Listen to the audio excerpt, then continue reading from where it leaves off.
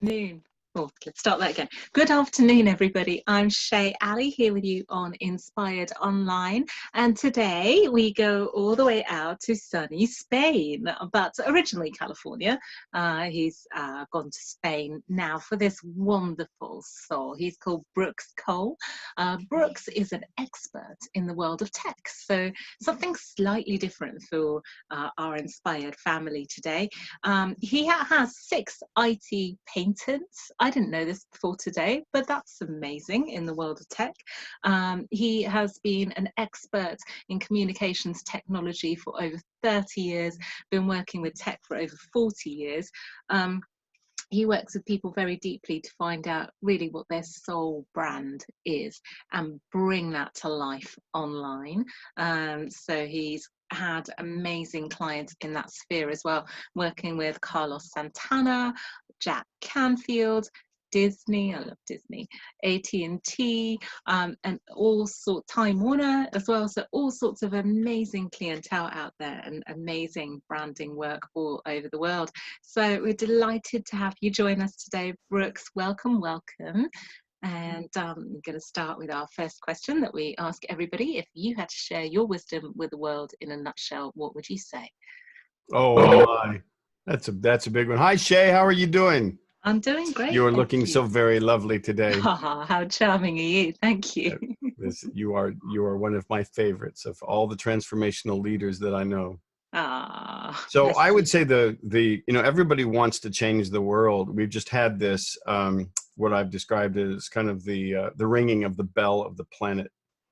This COVID thing is basically, I don't think in human history there's a precedent for everybody all of a sudden paying attention to the same thing at the same time.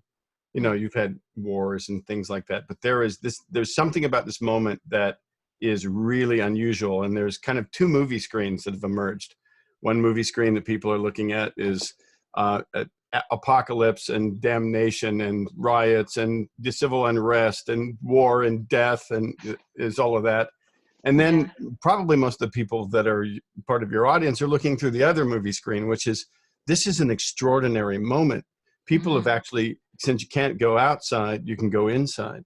Absolutely. And people have gone inside and they've had time with themselves, time with their families, and also time to explore and imagine and think about what they're going to do when Dorothy's door opens out onto Oz and we go out into Technicolor and all of a sudden we can create a new world together.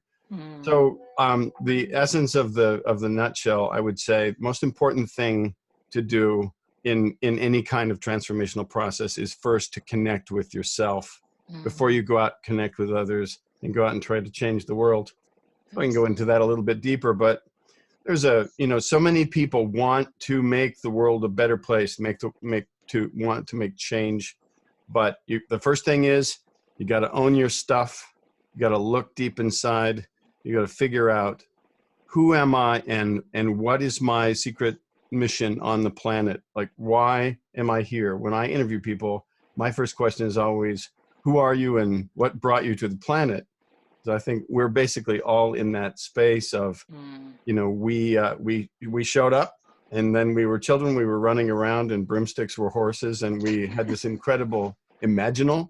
That's the place that in our branding practice, we like to bring everybody back to that place before the world began to imprint its agendas on you. What could you dream of? What did you love? What games did you play? What puzzles did you solve? What kind of a human being were you? Because that actually brings you to what we call the soul seed, which is the very basis of your personal brand, your company brand, your mission in life. It's the little bit of you, the DNA, that when it sprouts, it launches you towards the alignment of you with what you're supposed to do with your life. So that's the alignment that you need to find. And I would say, like others have said, if you don't know what that is, that's job number 1. Fascinating. And well, I feel that I should start with a question that you ask everybody then. Who are you and why are you here? What brought you here?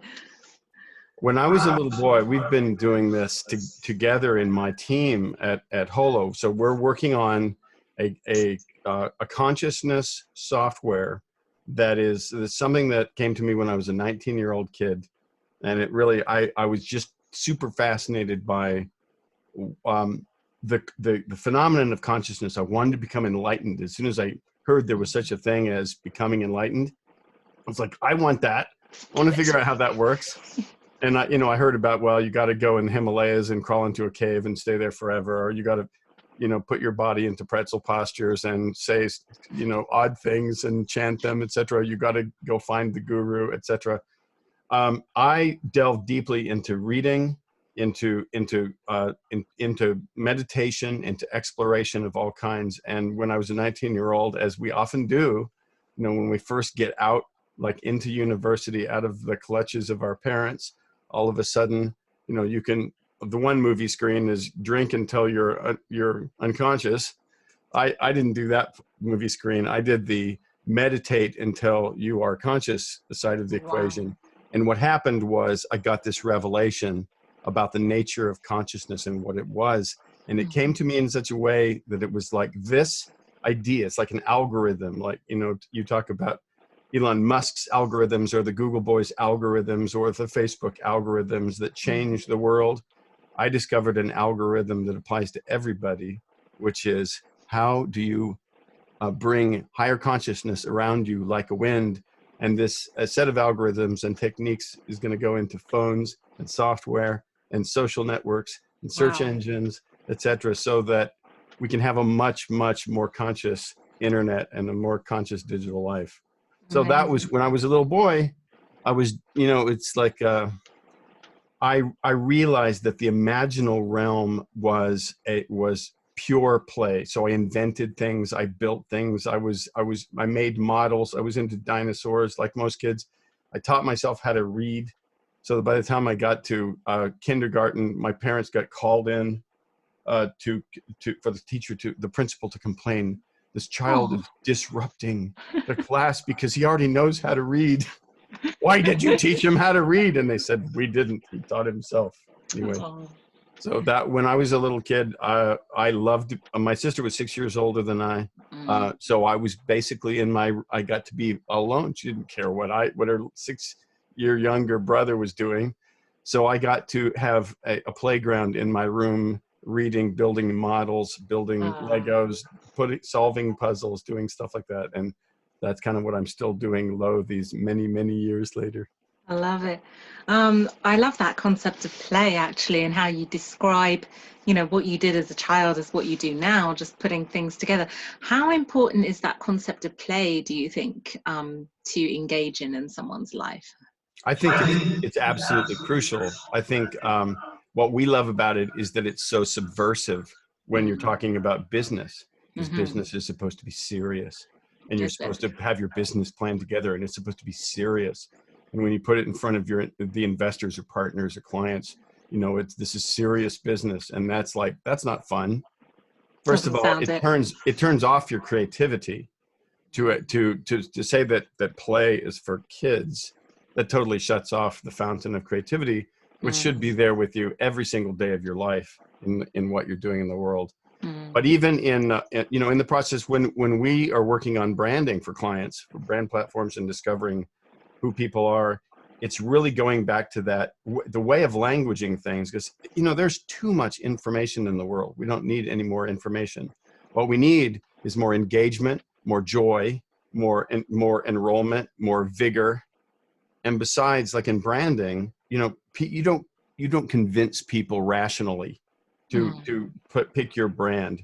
Everyone thinks they're rational creatures. No persuasion is ever done rationally. People are irrational, limbic, emotional creatures. And the reasons we love the brands that we do are purely emotional.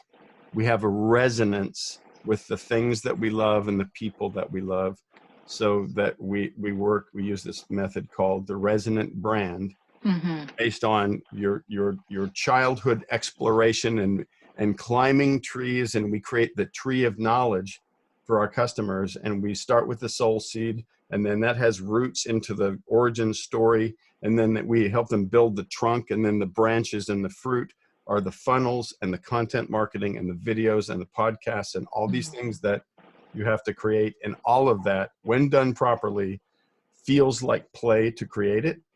and Right. feels like play to consume it if you're in the audience. Mm. You talked about this concept of conscious internet.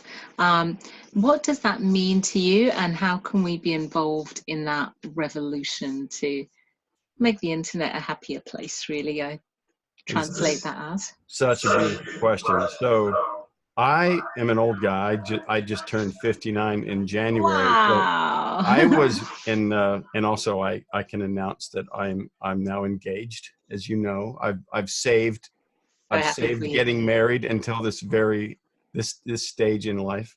But Oh, you on met the all love of of your life, right? I did. I absolutely, Exactly. yeah. Her name is Sabine Shu, and she is the Shirley Holmes of transformation. We can talk about that later. Amazing, amazing lady. But when I was a youngin, when the web first came into existence, it was 1991, and then we started seeing websites pop up really in the early 90s. And I was building websites from the very beginning. And I studied the internet as a phenomenon, and we were all so excited because the internet felt like freedom and connecting the world's citizens into a giant global family. I Mm. remember seeing the very first website using the very first web browser, which was called Mosaic. It was even before Netscape. And at Mm. the moment I saw my first web page, I literally had an out-of-body experience. I felt like, oh my God, I can see the entire planet covered with a kind of quilt of these pages that were all connecting everybody. And Mm. there was this idea that the internet, the reason for the internet, it came out of government and military technology, out of Yeah. ARPANET, after the US came up with the bomb. Then all of a sudden the arms race, the Russians were basically, they were worried about the Russians. They'd gotten the bomb, Mm. and they had all of these strategically important universities and government bodies that were connected with this new network. And Mm. they wanted to grow it. This is long before the web or anything, but they wanted to make sure that it was impervious to a nuclear attack. Mm. So instead of having a giant computer system in one place that controlled the entire connection of exchanges, they invented distributed computing, which is basically Okay. these packets that go all over the place. And that Mm. was the dawn of the modern internet. So Right. as soon as they did that, it was like, oh my God, what this means is it's democratizing communication. It means there is no central hub, no central control over the internet. That means the internet is inherently democratizing and inherently empowering of individuals, and it'll bring dictators to their knees, and it'll make bad corporations knuckle under to the will of the good people. As it turns out, that we've now had several decades of the unrolling of that, and the Yes. modern internet is a little bit different from that, as we know. Hmm. But you ask, like, what can people What learn can about the people do? consciousness? Yes, indeed. Yeah. So the first thing is to be aware of what is really going on the internet. It is an incredible power, and then there's also there's risk and there's Mm. danger on the modern internet. Mm. One thing to know, one way to become conscious about your use of the internet is to realize the maxim that is laughed at in Silicon Valley as great wisdom, which is, if the product is free, you are the product. So basically, we think, oh, Google, I use Google every day. I'm really good at it. I also Right. like to lambaste it. Yeah. Google is free because you are the product. Mm. As you know, every single thing you search, every web page you go to, every action you take, everything you buy, every book you read, every person you communicate with is leaving digital exhaust. Your personal data is basically just flying off of you. And out of sight, there are individuals and companies and so forth that are sucking up that data from your activities, from your web browser. And I'm not talking about conspiracy theory. This is just the way it works. This That's is scary. why these products are free, because they're not free. You think they're free, but you are paying with an incredibly important currency, which is your personal data, your personal signature. And Mm. but people are waking up to this fact. And 10 years ago, nobody really cared. But in a recent survey, 73% of people surveyed in North America are concerned about personal data privacy and predation. They're concerned about breaches. They're concerned about use of their data, etc. So the first thing in terms of the conscious internet is just to be aware that as you use the internet, you need to be conscious about how you're using it and what tools you can use to protect you. Indeed. For example, that some people, you may or may not have heard of a VPN, a virtual private network. Virtual private network is a layer of security that can actually protect you a little, not perfectly, but better than most. So that as you are exuding your agency on the and communicating with people and selecting things and viewing pages, etc., that you can be a little more comfortable that that activity is really belongs to you, that you are the center of it. But the new internet, which is now on the horizon, is a very, very different thing than the old internet. The old what internet, does that look like? Instead of being centralized, so Google, God bless them, they're just making so much money, and God bless them for being at the head of the capitalist phenomenon, and they've created something that is quite extraordinary in many ways. They do it by creating data centers, which are these massive, massive server farms, where these servers are just stacked on top of each other for like, I mean, I don't know about miles, but these are enormous, enormous buildings. And now they have taken to building them next to hydroelectric dams. And they have entire wings of these warehouses that are just the air conditioning unit, you know, like at the size of a normal office building. And it's just air conditioning, because this centralized architecture creates so much heat and consumes so much electricity, so much power. And that power is, of course, generated by fossil fuel power. Yes, so of course. as you're Googling, as you're using all these services, you're burning fossil fuels, you're creating carbon emissions, if that's something that's important to you.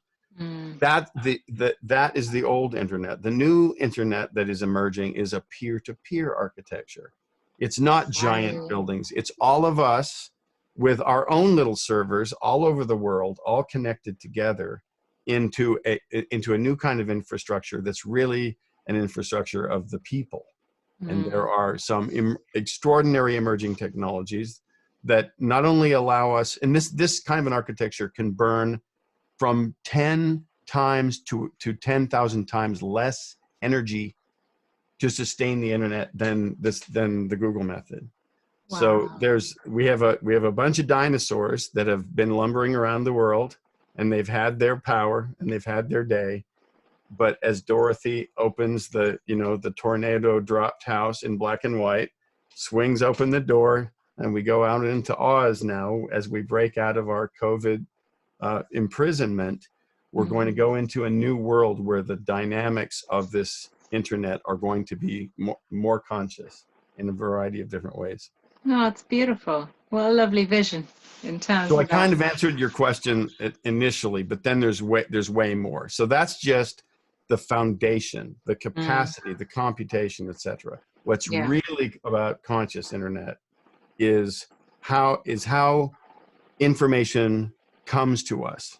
So right now, when you ask Google a question, it'll say, we have 400 million answers for you. And here's a page with the first, 20 answers. And nobody ever bothers to even go down to the bottom of page 1. But here's this 400 million. So I did a little calculation. If you got the average Google result, if that's the height of the Empire State Building, all that data, oh man, all that juicy data you can go out and get.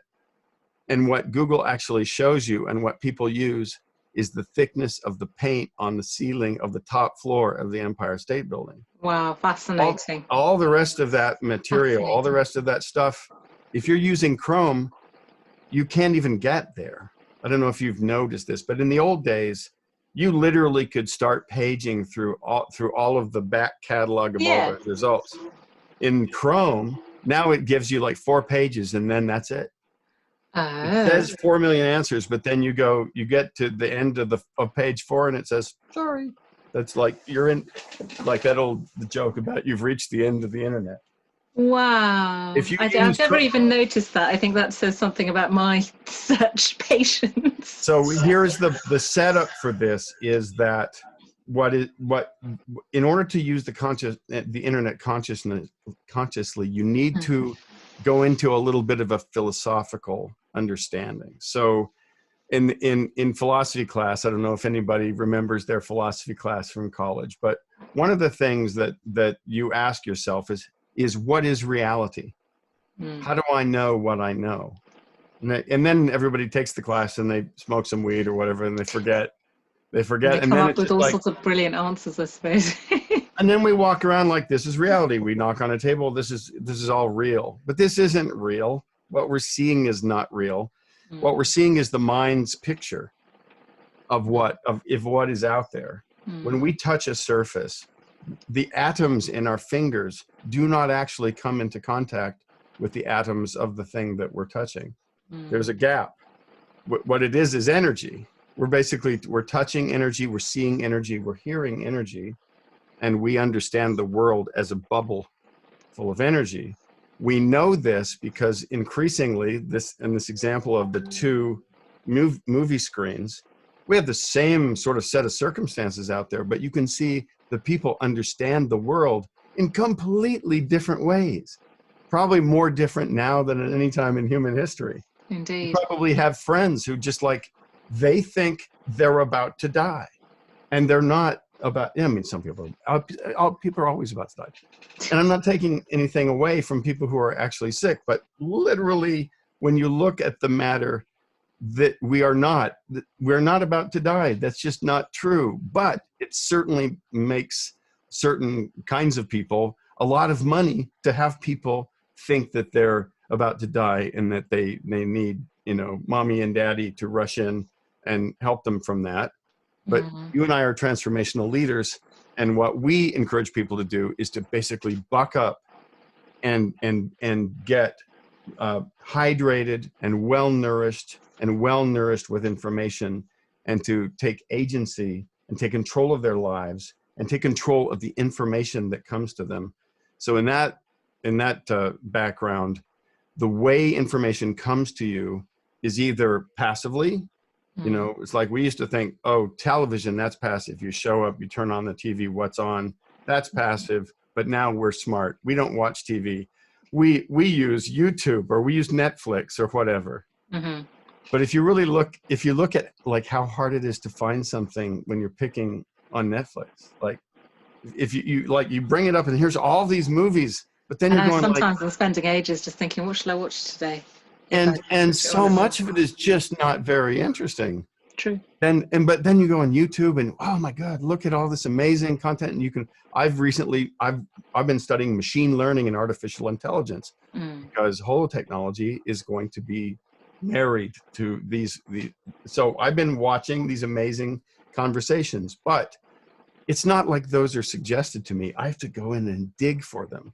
The world as presented to me by YouTube is network news, traditional media, the consensus story, and I have to like dig through that, hack through it with my digital machete, and go find stuff that I need, and then I can be nourished by the information. So the same thing is true when you ask Google a stupid question, it gives you a stupid answer. And usually that answer is something that Google is making a lot of money putting at the top of the list. Yes. So to use the internet consciously, it's just like to find friends that are going to be really valuable to you. You got to dig. You can't just, like, you walk into a bar, you're not just picking the first guy that comes up to you and says, hey, baby. It's like you got to go through and dig a little, and you got to do that with your information as well. I love that. Wow, that's a real sort of thought changer. We are actually almost at time, but so it's about time to ask you if you've got any final thoughts that you'd like to share with our audience today. I do. Let me tell people that everything is branding now. The way you dress, the way you speak, the way you answer the question of, hey, how are you doing? What are you up to? what you're doing in your life, the way you're showing up on the internet, all of that stuff is about the resonance of what you're saying, in not just in your words, in your images, in your story, in your intent, in your teaching, in your encouragement. So I would advise anybody who's doing anything in the world to step back and get real about who they are and why they're on the planet. And then from that place, come out and build the tree of what they have to offer the world, and write some poetry, and recall what you were like as a kid, and write that into your bio and put that onto your webpage. And don't just take other people's stuff and hurl it at your friends and call it a day. Be creative and dig from yourself. Be a creator, not just like, passing the ball, and you will have a happier life on the internet. I love it. Thank you so much. You reminded me, actually, on one of my old bios I actually used to have when I was 5. I did this hour of fun. I used to record it to myself, just talking, telling stories. That's great. Well, that is the very core It's a bit your of a brand fit, isn't it? So go have more play and more joy in your life, everybody. Absolutely. And how can our beautiful audience connect further with you? I know they might want to work with you or Hollow or definitely. So you can connect with me on resonantbrand.com. Lovely. And you can look me up on LinkedIn. I'm Brooks Cole on LinkedIn, and I would be more than happy to offer a discovery call to anybody that has some way of making the world a better place. Then that's what we do. We help world changers make their way in the world better. Beautiful. Thank you so much. And we'll share all those links on #InspiredStage across our platforms as well. Thanks, my dear. Take so care good of to see yourself, you. and look forward to seeing you in person again very soon. Yes. Take care. Bye-bye.